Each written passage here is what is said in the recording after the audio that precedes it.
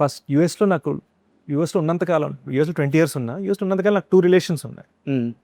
ఈ 2 relations కూడా ఒకటి లవ్ ఫెయిలియర్, ఒక అమ్మాయితో బ్రేకప్ అయిపోయింది యూనో కొన్ని వేరే రీజన్స్ వల్ల.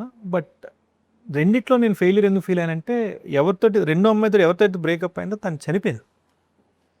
So I was not able to take that. మనం బ్రేకప్ అయినా అవ్వకపోయినా వాళ్ళు కరెక్ట్. అండ్ ఎవరితోటైతే లవ్ ఫెయిల్యూర్ అయిందో తన మ్యారేజ్ నా పుట్టినరోజు నాడు అయింది.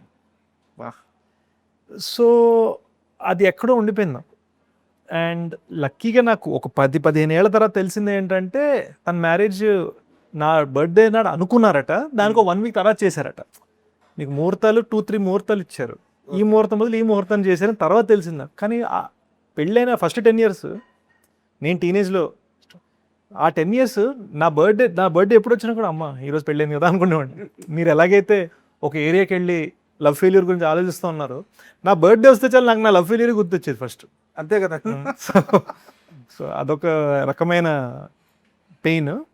అదే నేను క్షణంలో డెకాయిట్లో ఎక్స్ప్లోర్ చేశాను. సార్, అండ్ నేను ఒక వ్యక్తి గురించి మాట్లాడాలి మీ ముందుకు కూర్చొని. మీరు ఫిలిం కోర్స్ చేశారు, సరే ఏదో లాస్ట్ మూమెంట్లో దాన్ని ఆపేసి జంప్ పెట్టారు. అయితే నాకు కావాల్సింది ఏంటంటే, మన ఇండస్ట్రీలో ఒక శిఖరం ఉంది, రామ్ గోపాల్ వర్మ.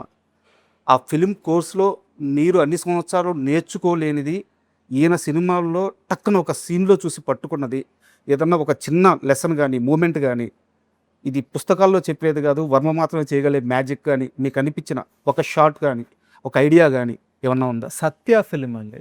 ఓకే. బీకు మాత్రే ఇంట్రడక్షన్. ఓకే. ఇలా కూర్చొని